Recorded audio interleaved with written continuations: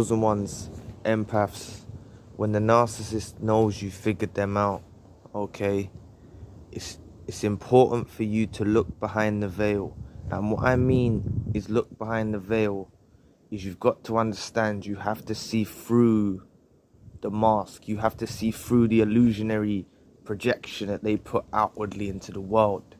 You have to see through this, because when the narcissist knows you figured them out, they maintain their innocence. They will shift blame. They will hold firmly and grasp so tightly to that mask that they begin to escalate further and further. Okay? Now, I'm not saying that they always hold on to the mask and will come crawling to you saying, no, I didn't do it, and pleading their innocence. Some of them might do that. Yeah, some of them might do that. But a lot of them actually escalate and will get worse. Some will even push you away. Some will shift the blame so much so that you'll be scratching your head after you've clearly found something out, that you'll scratch your head and they twist it so much and they'll make it escalate into an argument that's not about what you brought up to maintain their innocence. Now, they'll hold this mask, but because they know you've uncovered it and you've seen through the deception, they know you know. Yeah, they know you figured them out. And when they know you figured them out, they're very fearful. Okay? Some of them will actually run away from you. They will just disappear, vanish. This is why a lot of discards happen. This is what I want to bring the picture to your mind to help you understand. Please press the like and the subscribe button. Help your brother out. It will take 2 seconds of your time. Thank you. But yeah, when the narcissist knows you figured them out, they will disappear. They can disappear. They will discard you. They can run off and cheat. Some of them will even set up traps for you to slip into, so you think they're cheating or you think they're doing more than they're doing. And this is all to maintain their mask of the original point that you caught them out on. Or they go, in my situation, they go full out war mode. Yeah? So because I caught them out about a lie, yeah, that's all my situation started off, was one lie. But you know what? There must have been countless lies throughout the relationship. Countless. But I always said to the individual, the ex-narcissist, I always used to say, you know, if I ever catch you out about one lie, it's done. It's over. And that was my mistake, because I told them what I'd anticipated to do. But I didn't say it in a cold way. I just said it to them like, you know, like, this is built on trust. And if I find you out about one lie, it stands for a lot more. Yeah, I wasn't always religious, but I'm not exactly religious. I'm spiritual, but I got close to God. I don't really follow. I have my own ways of worship and stuff, but I believe that religion does divide us up when we should all unite with one another. So I respect everyone's beliefs, regardless of what creed of religion or what sect or whatever like that. I respect everyone's ways of worship and stuff like that. But I always said we've all told lies, right? But when I was getting closer, initially when I first awakened to God and stuff like that, sorry to go off topic, but there's a point of it, yeah? I said, if you lie to someone, it's basically like you're putting that person on a higher plateau than God. It's basically like you're lying to God, because you're lying to a person. You feel like you need to lie to a person. So I always used to say this to them. Not always, I'm sounding toxic, but I mean, I used to say this to them. I used to reiterate it to them. Like, you know? So I caught them out about a lie, right? But they knew me enough to know that I'm gonna dig in and out. That was when I felt the split. There's a split that takes place when you catch them out about something. On one side, you see them as the loving partner. You don't realize it's happening, but if you look back in retrospect, you understand there's a split that takes place. And you'll feel one side of your body, like, it's like you're almost fighting demons. Like, you feel one side of your body, you know, and you may even get emotional. You feel one side of your body leaning towards believing them, and one side of your body where you can't trust them, and it disturbs your spirit and makes you very uncomfortable. That's how I felt in that situation, right? But what they managed to do is they managed to act like they don't need me. They managed to act like they can move on. They acted like they don't want me around, you know? They reported me to police. They done all sorts of things, right? And this was all based on me figuring them out. So you have to realize that you're actually dictating what they're doing. They're trying to hurt you by running off with someone, cheating, escalating. This is what I meant, they escalate. Yeah? They'll do things and escalate. Yeah? And they'll be hurting you, but you have to see behind the veil of what I mentioned at the beginning is actually you're dictating this. You expose them. The narcissist fears being exposed. They fear it. You have to understand that this exposure was not just one thing you exposed them about. You've exposed them to who they truly are. And that is just an inkling to everything that they have lied, manipulated, deceived, and done to you very calculatively, yeah? Very calculatively. Sorry. They've done these lies and this manipulation, okay? They've done it to such a degree through the course of the relationship, so when they finally get outed about something, now it might have been something small, it might have been something big, but whatever it was that you caught them out about, you rip the mask off. So they begin to clutch at the mask and hold it firmly. But they'll masquerade off with this new mask now. This is where the narcissist will draw for a new mask. So they'll show you a face with another mask on where they've got contempt of you. They don't care about you. They don't want you around, you know? But you have to look behind the veil and see that what triggered them to transition to that new person that you're seeing them become was actually you dictating it. You unearthed this out of them. Yeah, don't blame yourself. I'm not saying this stuff for you to blame yourself and think, oh, why did I confront them about that? I shouldn't have confronted them. I'm not saying it for that. Hear me out, hear me out, hear me out, hear me out. I'm saying this because you getting a sign from God or the universe and putting it forward to you and you putting it forward to them exposed them to the point that they needed to draw and clutch at the mask, right? Initially they would have denied it and stuff like that, but then they changed their face, they changed the mask, and they showed you a new version of them that you hadn't seen before, right? Everyone talks about it's when they unmasked, but they're still maintaining a mask, right? They always operate with a mask. They've got so many different personas. You see what I mean? So they merely draw for another one, but they show you that other face, that other mask. They show you that other persona, which will be negative, where they will be laying traps for you. You know what I mean? They'll be laying traps. They'll be doing things. Now, my situation started off, I must have mentioned it before. I'm not trying to bore you if you've heard me say this story before, so I'll cut to the chase. But I was going to work in a university. Not in the university. It was a university getting refurbished. I work in construction and stuff like that, right? And I was going to be doing work in a university, right? But I don't know, I think it might have been January times. It was quite a while back here, but it might have been January times. And normally in construction, January times is quiet. So I had to travel kind of far for this job, right? But when I said the wage that I was on, and I was only just starting out in my career at those times, right? Basically, like not just starting out, but I was just a few years into it after college and whatnot. And they laughed at the wage. But I kind of ignored it, and I went and done the job. I went there, but I got there late. Sorry, I'm going off topic, and you're probably like thinking, "Oh God, get to the point." But I got there late, so I didn't start the job. So I phoned their phone, and they didn't answer. So anyway, long story short, they didn't answer the phone.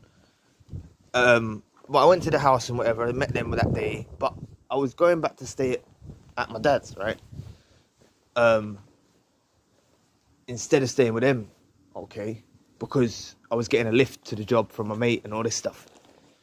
But it started off another time when I phoned the phone, they just kept hanging up on me, and that's all it started off, right? That's all it started off. But I said, they're actually just hanging up the phone. So when I confronted them, they said, no, I'm not hanging up the phone on you. It's ask my mum, they said, ask my mum. That always happens when you phone my phone. That always happens. And I was like, nah, man. And I cut off the phone, and I didn't go around there. I didn't rush around there. You see, every other time when I had an argument, I'd rush around there, or, you know, when I'll try and sort it out, try and solve it like we do, try to solve the problem, try and argue till the sun comes up and all that crap, yeah? About stuff. You know what I mean? But they realised that that I'd had a realisation, and they got a lot more worried about it than I'd probably even actually understood about what is even happening, yeah? But I remember feeling that thing in me, like, they're not the person that I thought they were. Like, I just, ever so slightly, but that's what was there, right? That was the tendencies that was there. But they managed to twist it into a whole heap of drama, proper drama, I swear. They dragged my name through the mud, they smeared my name, they done everything, right? My mum died, and they held my belongings. My mum died when I was young, and then I have only got a few things in my mum's, but one of them was like a crystal ashtray, and they held that at the house. They held my clothes, but they also called police on me, so I couldn't get my things back.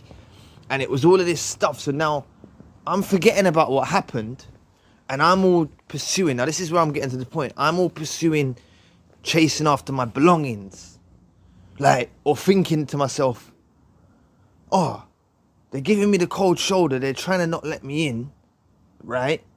But they're holding on to my stuff. So because they're holding on to my stuff, that means they're still interested. So I totally disregarded what it all started over. And I began to feed into their motive. You get me? I began to feed into it. And that was my pitfall. And that's why I'm putting this message out there.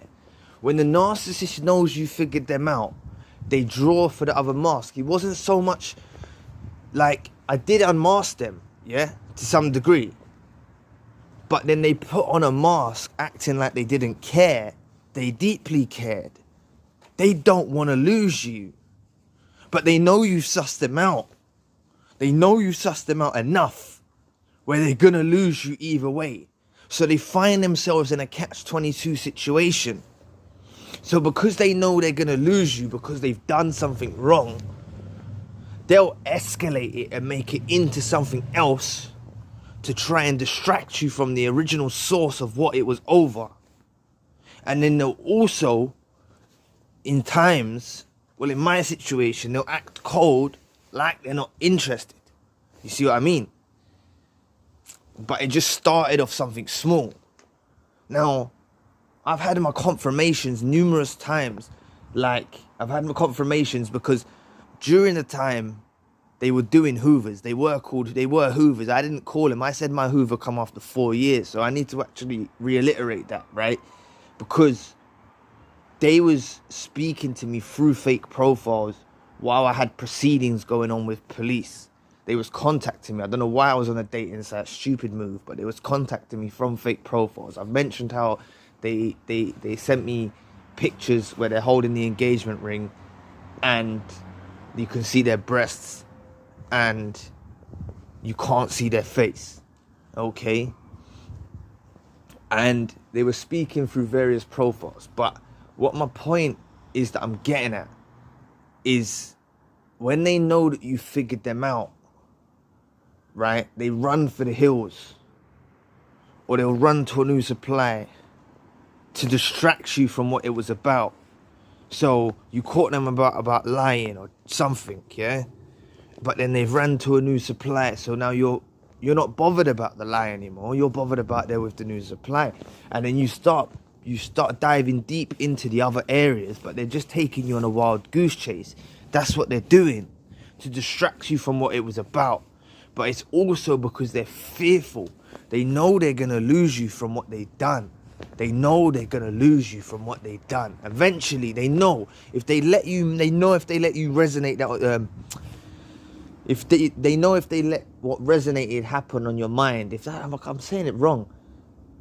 What happened if it resonated on your mind, right? They know if they left that to resonate on your mind, okay, that this is giving them less leeway to be able to control you because you've got something on them. They never want to be outed, okay? They never want to be outed. They want to stay prim, proper, can't be touched, no fault. They're faultless. They're infallible. That's how they want to be. Infallible. Nothing wrong with them. You see what I mean? Because you could cause a severe narcissistic injury when you find out something about their true nature. Because they're hiding it. And they've hid it from you, some people, for decades. Not even just, decades. Not even just 10 years. More than 10 years. You see what I mean? Decades. Yeah? Some people have been with them since they was in their teenage years. All the way through to elder age. You get me? And they've never seen... And that's... When we catch them out about that thing, that's when we see behind the veil, right? But we also need to maintain... Sorry. Got a bad cough. That we also need to maintain looking behind that veil to see that their escalation into other areas or disappearing on you or whatever it might be, because disappearing on you is an escalation. Giving you silent treatment after that is an escalation. Going off with a new supply is escalation. Going in to speak to some other people on dating apps or whatever is an escalation. They're moving the goalposts and moving it from what it was originally about. You see what I mean? But you have to maintain looking behind that veil. Because you've caught them out by looking behind the veil. But you maintain it. And use your dictating it and seeing their whole change. Yeah? Based on what you found out about them. So they try their all to maintain it. Okay? What we've got to understand is with the narcissist, we have greater narcissists, these ultra narcissists, or these other names, I don't know, right? But people that have perfected their narcissism. Do you know what I mean? Like they're awakened narcissists. I believe the one that I was with was like a spiritual awakened narcissist. Or something like that. Do you know what I mean? Some of them are just narcissists. But some of them are awakened and they know they're narcissists. So that's why... This is why some of them, when you confront them about something, they ultimately try to shut you down and escalate it or take it elsewhere because they know what they are. You see what I mean? It could be a sign that you're dealing with a lot more toxic narcissists. They're all toxic, don't get me wrong, they're all toxic. But there's levels to it. There's levels to it. And the way I look at it is you caused a little chip to their... You caused a little scratch. There was a little break through. Do you know what I mean? There was a little break. And stuff was getting in. You know what I mean? Don't know why I'm going to use this example, but like... You know, if you're driving down the road and your window's open in the car or something, like a small amount of air will get in. If you just have it open just a little tiny bit, yeah? A small amount of air will get in if you're driving fast down the road or whatever, yeah? this is what it's like for them. There's just a small wound. There's a small, you know what I mean? That's all we saw. That veil that we see is just a small part of it. But if we continue to look through that was a rubbish example, apologize. But if we continue to look through that veil, we will see that everything that they are doing going forward is based on us. You'll see it. You will see that, and I've mentioned it before, but they run into the new supplier because of you. You've got to understand, that's why it shocks us so much, but we've been dealing with a liar the whole time. The whole time. 10 years. 20 years. 5 years. 2 years. Whatever it is. However long it was till you found them out about something. You've been dealing with a liar the whole time. So when you know you're dealing with a liar, how can you know anything about them? You can't. It really stands for a lot. Lying really stands for a lot. And I know we've all lied, right? We all have, right? No one's perfect. But these lot are pathological liars. Compulsive liars. They continuously lie. They lie and lie and lie. So if they lie, we can't be hurt of what they do to us. We have to detach from that. And I know it's easier said than done, right? It's easier said than done, okay? But I'm trying to say you will get to this understanding eventually. It will no longer hurt you. If you're moving on with your life and they've gone to a new supplier, you kind of think, I don't want them back in my life. There's nothing they can do. That they've overstepped the mark. They've overstepped the mark. And that's why, what I mean is this is why they get worse with it. The reason why they escalate it is because it's pushing your boundaries. And I probably should have said this earlier, but it's pushing your boundaries. It's moving the goalposts to show, look, I dictate what happens around here. That's what they're trying to say to you. But no, if you look at it through the veil, you sussing them out about one thing made their whole demeanor change, made them change their whole face, yeah? Made them reveal part of themselves to you, but then tried to cover it up with all of this other trash that they're doing, whether it's running off with someone new, whatever, going on dating apps, speaking to people, doing whatever, smearing your name, making false allegations on you, whatever it is, you made that happen. You are the sole responsible reason why it happened. And that's also why they blame us. Because they say, why couldn't you just let it be? In their minds. They won't say this to us, but you shouldn't have asked me questions. You shouldn't have confronted me with that. You should have just let it be. You stepped out of line. You should have let it be. And this is their outlook towards us. When really we're seeing the truth, we're speaking the truth, we're confronting them with the truth, but to them, that's us stepping out of line. To them, that's us saying you needed to stay in your place. To them, you do not have the right to put that forward to me. Stay in your place. Because if we stayed in our place, we would probably still be with them now. Do you get me? We'll probably be sunshine and rainbows, happily in a delusion.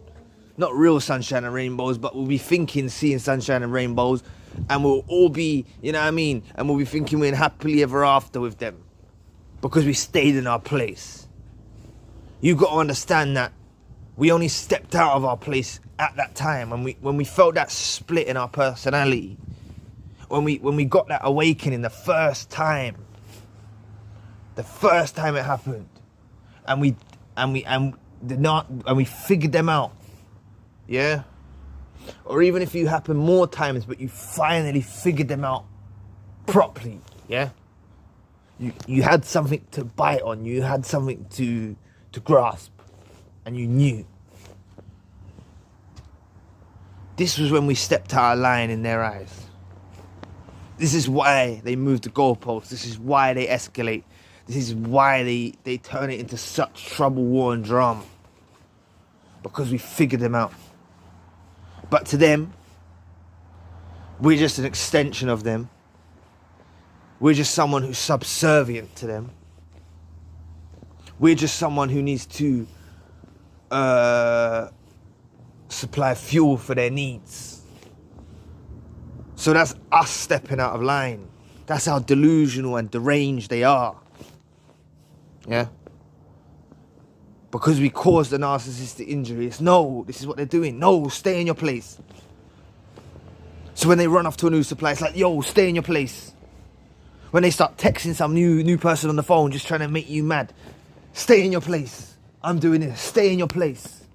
I don't need you. Stay in your place. That's what they're doing. I hope you're with me here. Because that's what it is. But we didn't stay in our place. We spoke our truth. We confronted them with it. And that is a divine intervention that took place. An epiphany. A eureka moment. An awakening. A gift from God. However you want to look at it. A gift from the universe. A beautiful, beautiful blessing. You see? This is what I'm trying to make you understand. That this pain that we see is a beautiful thing. Because it was finally when we stepped out of line and challenged the narcissist. Beforehand, we were subservient. They might have had they might have had us around for the rest of their days. They might have done. If we didn't step out of line, they might have had us around for the rest of their days. And I know we can't say if, but, shoulds and coulds and woulds. We can't say that because it's happened now.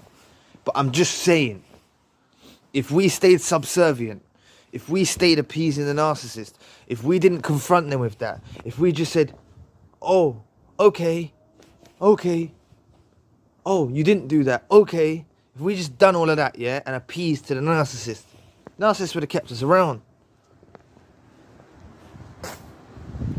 Maybe until we lost supply, maybe they would have got rid of us then. But I'm trying to say it would have prolonged the situation. The ending, the big finale, all the drop, that wouldn't have happened like that. It would have happened in another part of time. It wouldn't have happened at that time. And I will say again, I won't say if, buts, coulds and woulds because I don't want to send your mind on a rumination cycle of thinking that you shouldn't have done this because you could have them back in your life. Because I've explained before, that's a trauma bond. And I'm telling you that you will learn how to deal with this. And someone is destined for you better out there. You've got to understand, as I've said before, they're devoid of empathy in the prefrontal cortex of their brain. They can't pair bond. They never bonded with you.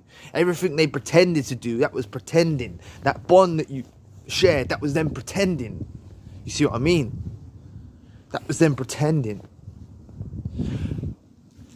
But once you figured them out, to them, we stepped out of line. That's why they come down on us like a ton of bricks. That's why they come from all angles to hurt us. And we're kind of shocked.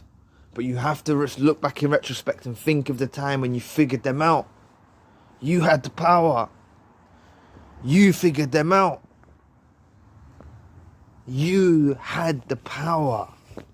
You have the power. You've sussed them out. They can't stay around you. They don't feel comfortable around you now. You disturb their spirit now. You irritate them now. Because they know that you don't look at them in them same puppy dog loving eyes that you used to do. Because you figured them out. So to them, as I said again, you're stepping out of line. They blame you. They can't self-reflect to that degree. Every bit of self-reflection or regret or any kind of thing like that is a self-absorbed way of thinking it. It's about to do with how it makes them feel. You see what I mean? It's to do with, like, you've sussed them out, but it makes them feel uncomfortable.